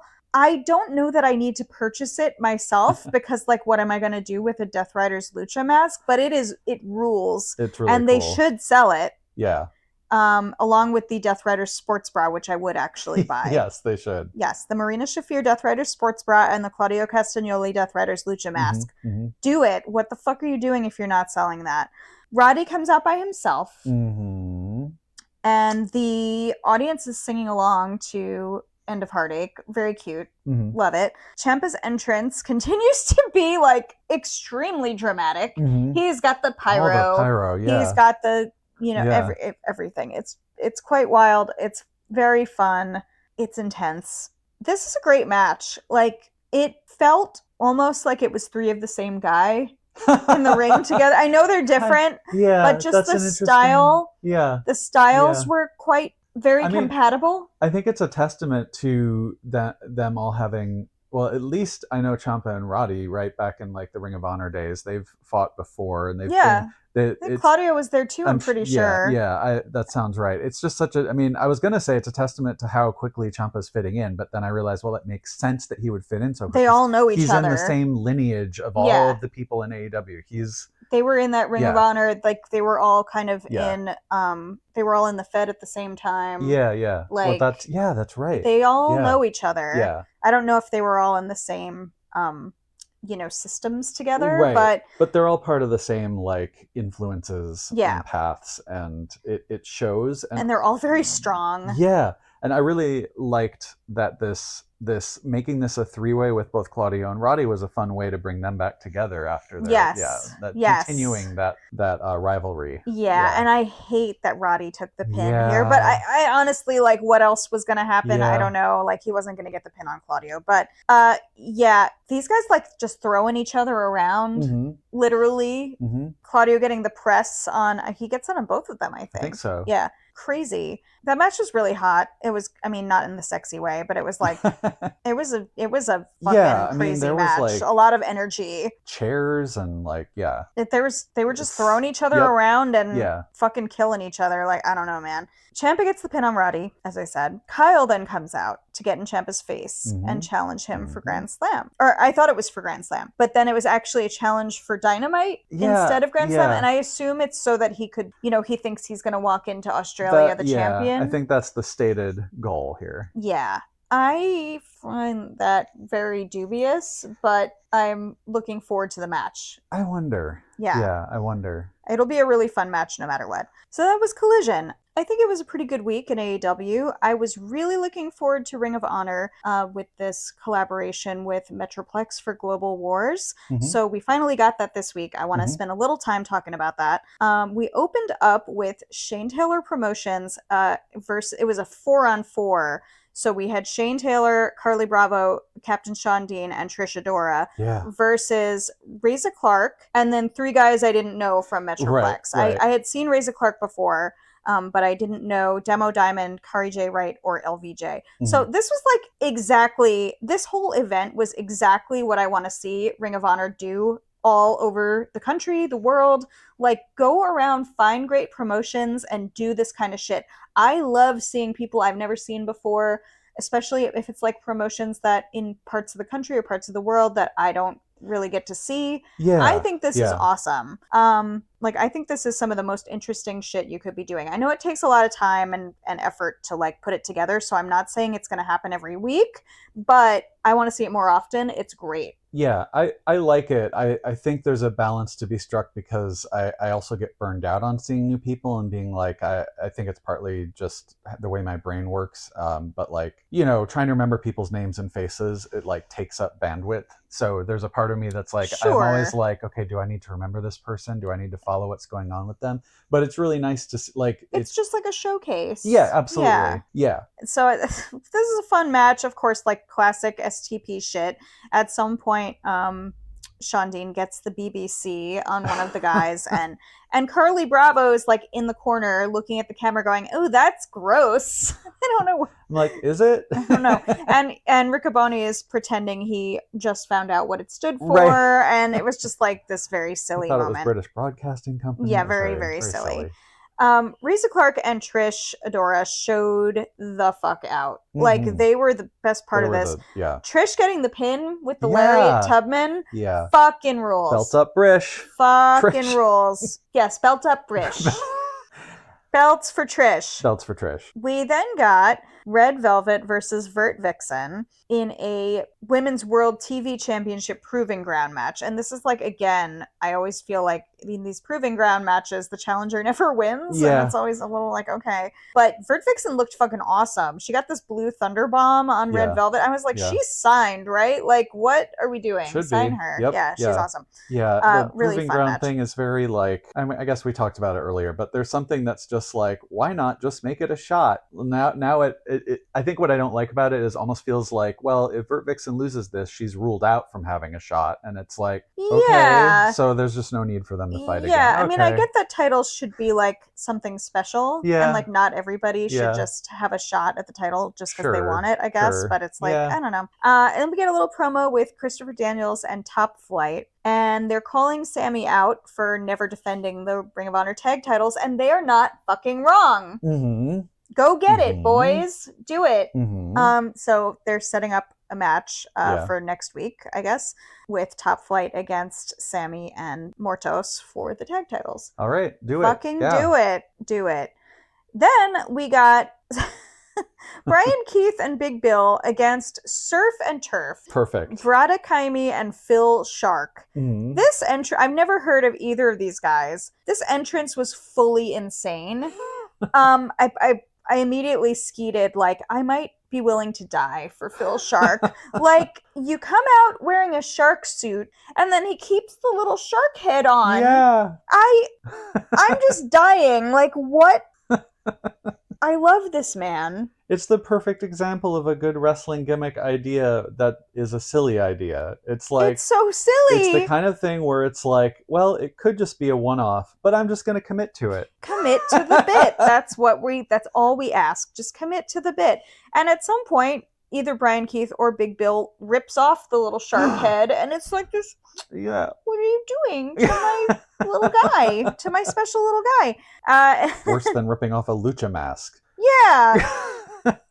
And this is, of course, before Collision. So when Big Bill gets the pin, it's like, I'm sending Eddie a message. Yeah. Sure. Okay. We got the Metroplex Women's Championship, which was Ray Lynn versus Abaddon. It was really fun to see Abaddon. Mm-hmm. You know, I think we'd seen them on early, like a little bit of earlier stuff from time to time, but like I know that Abaddon was released from Ring of Honor, AEW, Something whatever, like and hasn't been around, and it's really a bummer. And it was nice to see Abaddon, and Ray Lynn was fun. I don't know her deal, but she was really healing it up out there.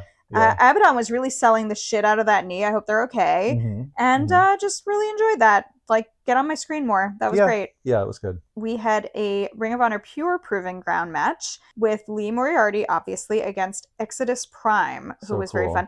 And it was at this moment where Ian and Caprice decided to take a moment to talk about celebrating Black excellence. Mm-hmm. And of course, it was in the context of it being Black History Month. And of course, this particular collaboration with Metroplex, which has, like, it's not an all Black promotion, but it certainly is by and for and uplifting Black talent, and you know, is very much celebrating Black excellence. But I also want to just point out that I think Ring of Honor at this moment in time, Ring of Honor is also all the time, every week, doing a lot to celebrate Black excellence, and I think that fucking rules. Yeah, like the main roster is Black excellence. Yeah, absolutely. And certainly, like, compared to AEW, even, it's like, look at Ring of Honor. Look at what they're doing over there. It's awesome. Yeah. So I thought that was cool. And, you know, certainly in the context of this match, Caprice was like, yeah, and who's more, you know, more of an example of Black excellence here than Lee Moriarty? Right. And, like, he's amazing. Yes. And he wins this match, but he uses his second ever rope break during this pure title reign. So I wonder if we're supposed to take it as Lee is showing some vulnerability, or if he's just showing a willingness to, like, use all the tools in the toolbox. That doesn't necessarily mean he's vulnerable, but, like, also he's kind of having this slow maybe break with Shane Taylor promotions. So it's like, what are you willing to, is it like showing more vulnerability, or like being willing to use the ropes because you can, right, and you don't think it makes you look vulnerable, right, whereas maybe Shane Taylor was like telling you not to do that. I think Ian or Caprice also kind of like intimated that maybe that was something that Shane Taylor told him not to do. That's interesting. Yeah. So it's kind of an interesting, you know, this is all very subtle shit, but I enjoy subtle storytelling. I like it. Yeah. And then we cut to Mark Sterling with the swirl. Because when I think of Black excellence, I think of Mark Sterling and Blake Christian. No, I'm sorry, Lee Johnson's there too, and no, they're great. They're great. Very funny. Very funny. Tony Nese and Tony Arya Nese, Daivari, they're all there. But before they come in, Mark Sterling's like, I got a proposition for you. We're all sick of the luchadors trying to take over Ring of Honor. Like, what are we doing here? And the swirl guys are kind of like, I don't know. And then Blake goes, is Story Denali gonna be there? If so, we're in. And I'm like, all right, yes. We all go, where's the tall lady? Where's the tall lady? Is tall lady there? We're going. I appreciate this. It's very silly. And then they announce at the end of this event, this match is going to be the swirl plus premier athletes. I assume it's just going to be Tony and Arya. Probably, yeah. Although Story will be there. Story will be there. We've been promised. Versus Bandido, Commander, Máscara Dorada, Thekla, and Shelwa. Insane. Holy fucking shit. I look forward to seeing everyone who has a problem with luchadors in Ring of Honor right. be absolutely smeared into the mat. It's only too bad that Defunto is a heel. Defunto is a Rudo. And he's also dead. Yeah. You can't transport a corpse too easily. That was like a one-time thing. It's only too bad. No, that's gonna rock. I can't wait. It's gonna be amazing. And then we had the Metroplex Men's Championship here, which was Dylan Cavens versus JD Griffey. I was not familiar with either of these wrestlers. I was really enjoying this match. It was unfortunately kind of on the short side, and there was a title change, and the heel won. Big deal. The fans did not like that. Cavens had done this awesome 450 splash press thing, but then it looked like he held back on like a finisher because Stephon Smith was in the way, or like he didn't want to hurt him, and that cost him the match. And it was like, Stephon, what are you doing in the way, sir? Yeah. I mean, you know, storylines, but Stephon, why you got so much cake? I'm sorry. That's a callback to if you don't.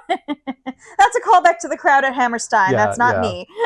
Ref got cake. But I enjoyed this match. I really haven't watched any Metroplex stuff before, but like clearly their roster is pretty awesome. Our main event was Hyan, Maya World, and Deonna Purrazzo versus Athena, Billy Starks, and Diamante. And I had kind of complained, we were talking last week about like, oh, why did it have to be Deonna Purrazzo? Like, she felt like the default like third person on the team, but I think that was I think that was overblown concern. I had that feeling, and I just feel sort of I think it was great. Like it was fine. Not the kind of thought I want to be having. Exactly. So I would like to take that back. Yeah. Because this was great, and she was great, and they were all great together. Yeah. Hyan and Maya World come out in their little Texas flag outfits, and they finally have real entrance music. Yeah. Thanks, Mikey Ruckus. He did this little like New Jack Swing, like Belle Biv DeVoe kind of thing, where it's very fun. It's very fun. I hope they love it. I love it. Deonna is coordinating with them. She's wearing her like white outfit, but she has this big floofy Texas flag blue feather robe. It was very cute and fun. And then when Athena comes out, when the Athena and the minions come out, Athena is wearing the Cowgirl Hyan and Cowgirl Maya sashes from the previous week, like they were trophies. Yeah. And it's like, oh, you must be so fucking proud of these two. Like, I hadn't realized. I knew they were both from Texas, but I didn't realize they were from Metroplex. Right, I didn't know that. As like coming up from that promotion, so like, oh, Athena must have really made this happen largely. Like, and she must be so fucking proud. It was so cool. For a long moment in this match, I thought Athena wasn't going to tag out at all.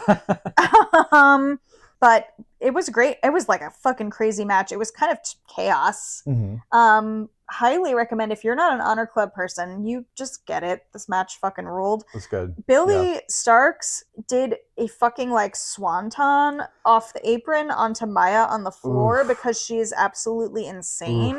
This match fucked. Yeah. And Maya got the pin. On Billy Starks. And I had gotten a little bit spoiled that Maya got the pin, and when I saw the beginning of a spoiler, I immediately like swiped it away. And I think something in my head, I thought she pinned Athena. Okay. And I was thinking, oh my God, that's fucking crazy. Like my brain filled that in, and I'm like, nobody's pinned Athena, you know? So like, that was crazy. But no, that's not what happened. But she did pin Billy Starks, and the Athena and the minions like crash out is in full bloom, continues. So we'll see. And we're also promised that next week we will see the return of Persephone, which I am very excited about, and I would like to see her come whoop some ass. So Honor Club was great. I'm also looking forward to the Maple Leaf Global Wars that they're doing in March. I don't really know anything about that promotion. I only hear about it. So, but I'm really excited to see these events where like the audience knows these people. The audience was there for this. They were hot for it. So do it. It was great. Indie stuff, we're really behind. I blame GCW. I cannot possibly be expected to keep up when you guys have 4 full nights of graps over the course of 7 days.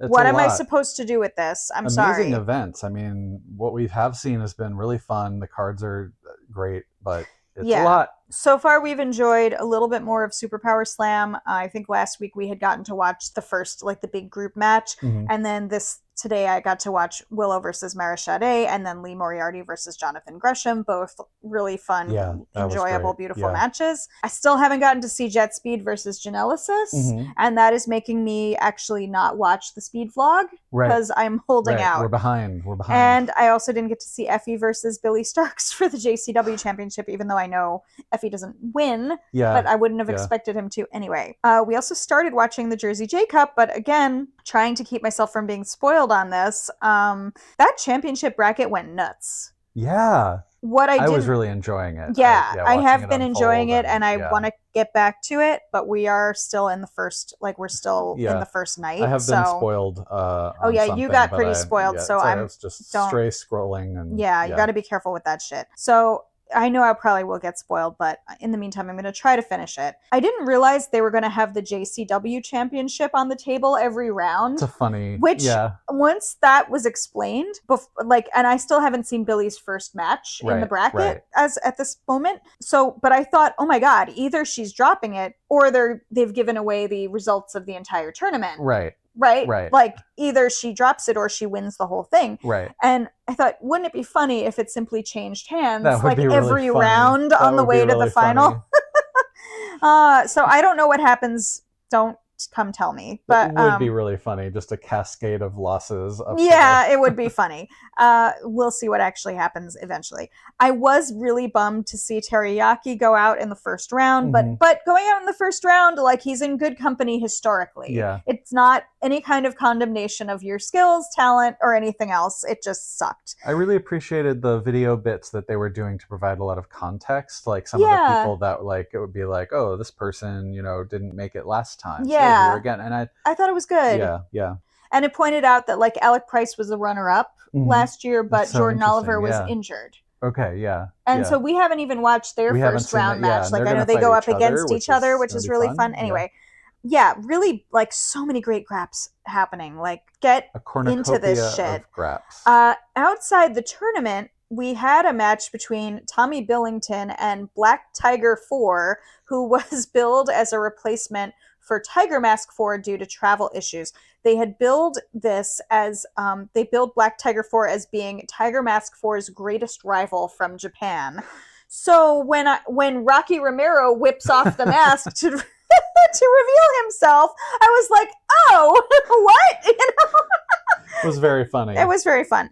The event overall, like, Adam Priest in his first round match, like, I've been a little harsh to Adam Priest and Tommy Billington because I don't really love what TK is doing with them in Ring of Honor. Yeah. But I really enjoyed Adam Priest's first round match, and I really enjoyed this match with Tommy Billington as well. And I'm going to try to be nicer to both of them because they're both pretty great. Like, they both have a lot going for them. Yeah. And Adam Priest on his own, especially also being a heel, really works for me. I think this weird, like, we're both face heroes and we're teaming together with Billington's Imperial March music is just kind of, like, not working for me. But I do want to shout out that Mikey Ruckus did recently release, they're not just doing Rule Britannia anymore. Okay. He created, like, sort of a fusion theme for them that's called Alabama Britannia, which, like, again, wild, I'm not fully sold on this concept. Yes. I'm really not, because I just don't need Rule Britannia at all.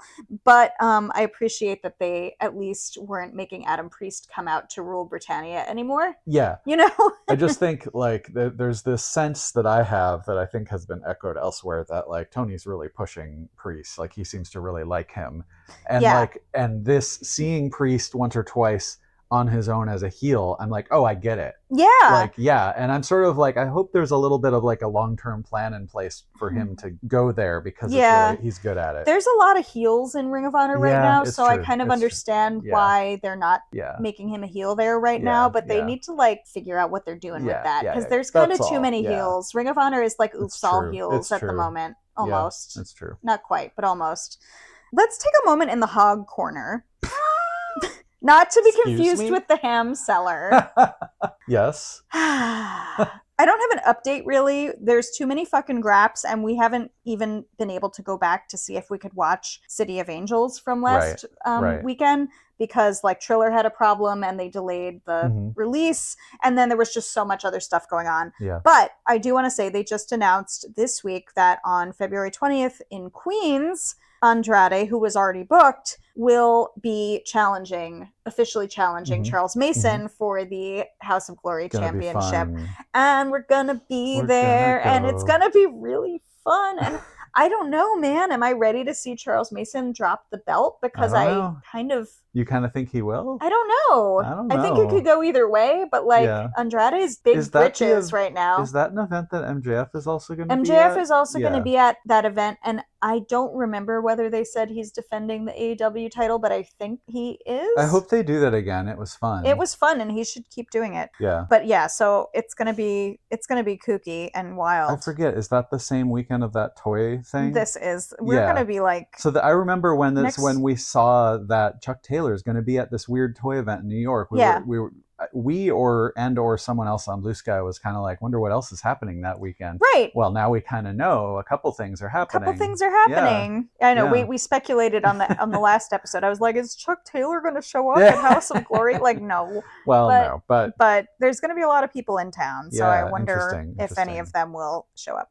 So that's it for Graps. Do you want to do a little cat update? Yeah. The outdoor cats that have are been not staying, outdoors anymore. They're not really outdoors anymore. I mean, we're still keeping them isolated because we haven't gotten them to the vet yet, and getting cats to the vet is a whole logistical ordeal, so it's taking time. But they're doing so well. They're just chilling, asking for play and pets, and enjoying looking out the window. Yep. Getting some cat TV on an iPad. They're living the dream. They are. They are not asking to go back out in this weather. No. And we're getting our routine checkups and stuff for our indoor cats, and just giving the vet all of our money right now. Yeah. So, yay. Sadly, sometimes you bring your cat in for a checkup when they haven't been in for a while, and then they tell you they need a lot of stuff. They need tooth care, and that means they need anesthesia, and that means that the heart murmur that you have not gotten an echo for, because why am I getting an echo for my cat? But now it's a necessity, and the expenses suddenly pile up. Jesus Christ. Anyway. Yep. Good thing we love you, Malcolm. Yeah, he is the sweetest boy. He's very sweet, and he was very good at the vet too. So he was so good. He's a good boy. And the vet had a bad day with cats, and I was sitting there waiting longer than I was starting to get kind of annoyed because I was waiting so long. But I kept hearing random cats just being like, rah, really angry. And when I brought Malcolm in, they were they were visibly relieved that they got to work with a nice cat that was being gentle and not. Listen, from taking care of humans, I get it. Yeah. Sometimes you just have like a really bad day, and then you get a really nice, chill, polite patient, and you're just like, oh, thank God. Yeah. Yep. Malcolm's a good boy. Yes. We do have a bean of the week. What's the bean of the week? It is the Alubia Blanca bean, which is basically it's an heirloom bean from Rancho Gordo, but it's really similar to like a navy bean. It's a small white bean, and I made a white chicken chili with it. And yes, you would think that would be our plan for tonight for the Super Bowl, because that's sort of like Super Bowl food. But we are actually going out to our local pub to try to give them some money and business and all that stuff. So I am not really ever taken in by football, so I am just gonna kind of be there smiling and nodding and enjoying the food. Yeah, well, that's really what like Super Bowl parties tend to be and about. I guess I'll learn who Bad Bunny is. Yeah, for my part with American football, I have never really followed it much, and I still haven't been. So, do I know anything particularly about what's going on in terms of the playoff trajectory and all that shit? No, but I do enjoy like the actual sport when I watch it. Like I like in learning about the rules. I always am the kind of person who's like, oh well, if I learn about the rules and like want to know what's actually happening. With what I'm watching, and then I enjoy it more. So I've always enjoyed it when I do watch it. So I just figured, you know what? Fuck it. You guys are having a wing and nacho special. Like, all right, let's just go give you some money. Whatever. So that's it. That's what we're doing. And Adam's going to learn who Bad Bunny is. I'll look it up right away. Right before, just in time for Orange Cassidy to wrestle him. Oh, Lord. So that'll be it. Thank you so much for joining us for another episode of Chatter Machine. I cannot believe we've done 12 of these now. This is insane. It's wild. You can find us on Blue Sky and Instagram at Chatter Machine, or email us at chattermachine@gmail.com. Please like, subscribe, and satisfy our craving for approval wherever you get your podcasts, including YouTube. Our theme music is by Sasha Enda on a Creative Commons license. Thank you, Sasha, for sharing your talents with the world. For details on all that, please check out the show notes. Thanks for listening. Goodbye, fellow kids. Goodbye, fellow kids.